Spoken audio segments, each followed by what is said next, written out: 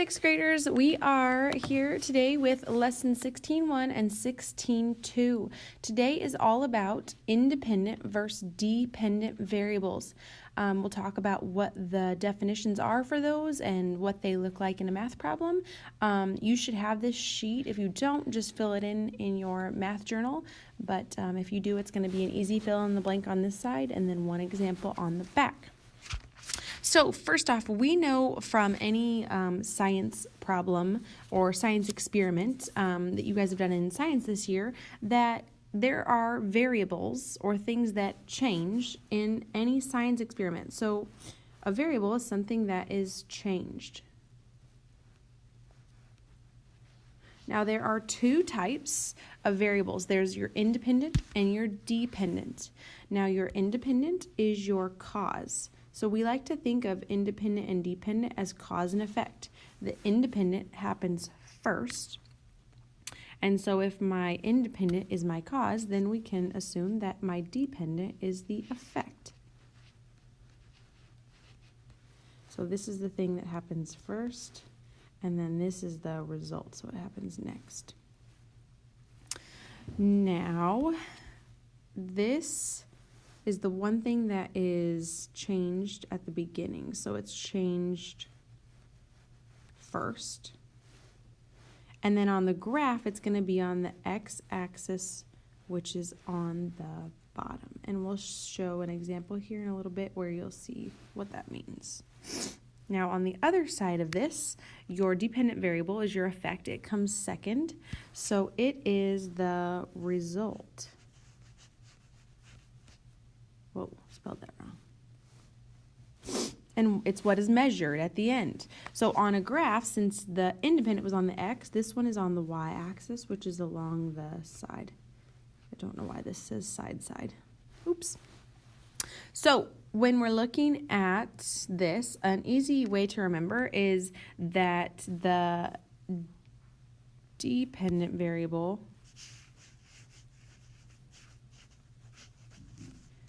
like the word depends, it is dependent. So the dependent variable is changed by the independent. So the dependent depends on the independent.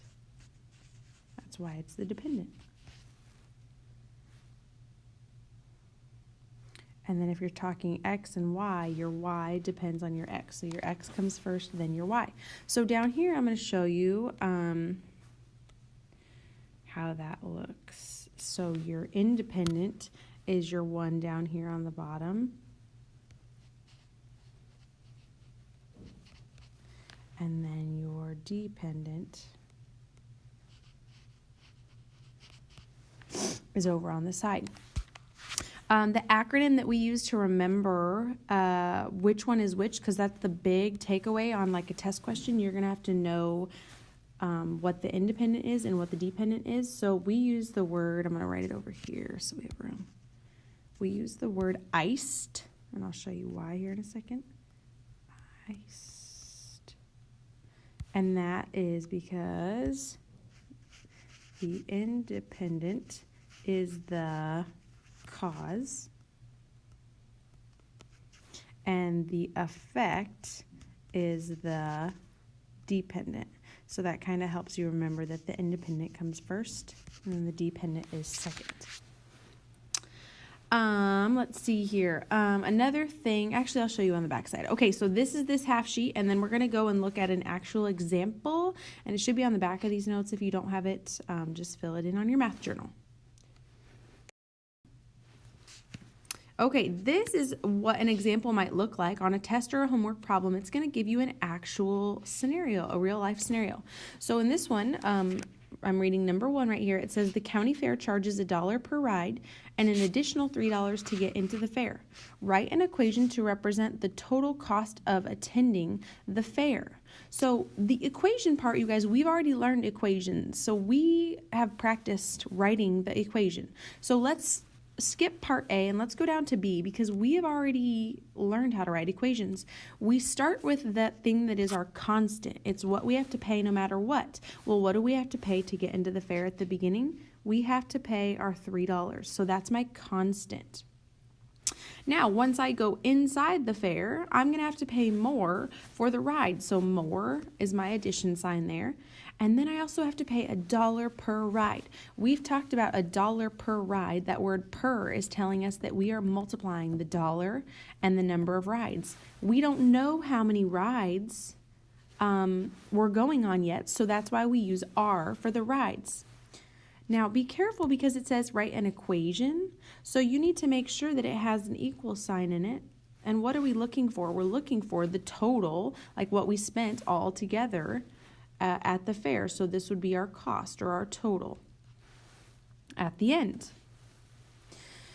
Now the two things in this story that can change are your two variables. So that would be my R and my cost. These are going to be my independent and dependent variables. So now my goal is to figure out which one is which. Well, what happens at the beginning of the story? At the beginning of the story, do I pay my total or do I pick the number of rides that I'm going on? Well, the first thing that happens is I have to pick my number of rides. So since my rides happens first and that's my cause, my rides has to be my independent because that is your cause. And then the effect, if I go on 10 rides or if I go on one ride, my effect is going to be my total cost is going to change. So the cost depends on the rides that I had at the beginning. Now down here, sometimes a test question might already have this table filled out, and sometimes you kind of have to figure out which things would make sense in here. So what they're saying is you can pick, this is my rides. You get to pick your number of rides to fill in the table, and this is my cost. And then you have to go and you have to use this equation to figure out what your total cost is going to be. So let's say, for instance, that I go into the fair and I don't go on any rides. I go on 0. I need to take this 0 and I plug it in for R in my equation. So now it's 3 plus 1 times 0 because I'm going on 0 rides. Well, 1 times 0 is 0. Plus 3 is 3. So my total cost that day was just $3 because I just paid what I had to do to get into the fair. Now as a pair, ordered pair, because we do X, Y, my X was 0, my Y was 3. So now I'm going to go down to my graph here and I'm going to plot that point on there because we know that plotting a point we have to run first and then we rise. So I need to run 0 and rise 3. So let's go down and show what that looks like here. I start at my 0 right here. I'm starting at 0.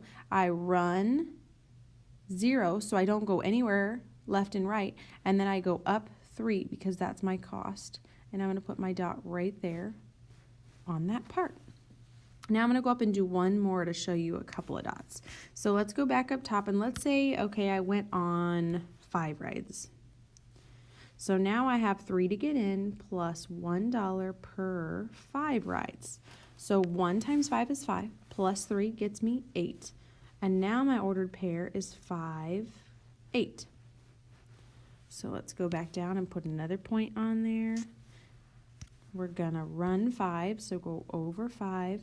Up 8, 6, 7, 8.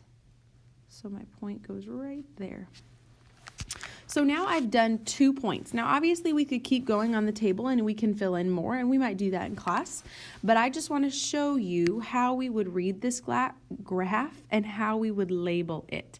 So we said that your cause, your independent, is what happens at the beginning. So that is going to be our bottom piece here. So we have rides, that's along the bottom because that is our X. And it is also our independent. That is always what's listed on the bottom. Now on the side over here, what was the result of the rides? Well, we had our cost, and that's our Y in the table, and it is also our dependent. So sometimes on a test question, they might just give you a graph like this, and they'll say, okay, the rides are down here, the cost is over here, which one is the independent? And you know that it would have to be rides. Or they will say, which thing is the dependent? And you would know it's whatever's on the side over here, so that would be the cost. Now, the last question that they might ask you is they might ask you for the set. Now, the set is any point that is plotted on there on that side of the graph. So, for instance, they might say, what is the set of numbers that we've plotted on this graph for the independent variable? So if I look, I only have 2 points right now. I have this one and I have this one. So what they're asking for is the number that corresponds below that point that's on the x-axis. So I'm looking down here and my 1 point is on the 0 and my second point here is on the 5. So my set for the independent variable would be like this, 0 and 5. Those are the 2 points that are plotted for the x-axis. Very good. We will do a couple more of these in class, but right now you kind of have the gist and the notes that you need to know what is what and where that goes on the graph and where it goes on the table. So we will practice more of these when you guys get back to class. Have a great night, 6th graders.